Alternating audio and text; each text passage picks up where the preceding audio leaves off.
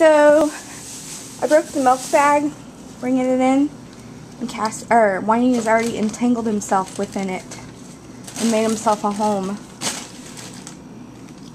Super exciting, isn't it, kitty? Stay there. We'll see it from this side. Yay! Kitty has a plastic bag and milk, which is gonna go in the fridge. So, playing the organizing game again. Should be easy this time. We didn't get all that much. I didn't buy a ton of frozen food like I normally do. The frozen food normally gets out of hand. Yeah.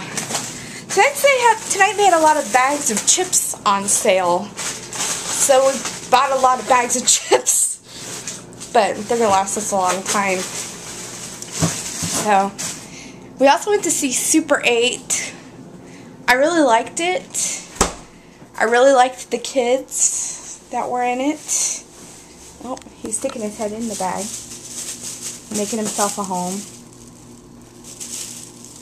You can't keep the milk, kitty. Why not? I have a comment about Super 8. Oh. Giving anything away. Don't give anything away. I thought it was, well, it's kind of, part of it, it's not a big deal, but they're making a movie. And they act really campy in their movie, which you do see parts of eventually, the movie they make. And what I thought was really funny is they're really good at being really bad actors. Yeah. I mean, they're good actors in the actual movie, but when they have to be bad actors for that, it's funny. It's hilarious. Yeah. I did like the kids' movie, which is hilarious. That was probably one of my favorite parts, is you get to see the movie. Because that's the point of the movie, is that the Super 8 is an 8mm camera. And that's what they're using through the entire movie to make their little movie, which is really funny. So, and the kids are really, really good. The adults, I think, were kind of, I mean, they weren't the focus of the movie, but some of their acting was kind of eh. I don't know. But it is rated PG-13. Most of that was for language.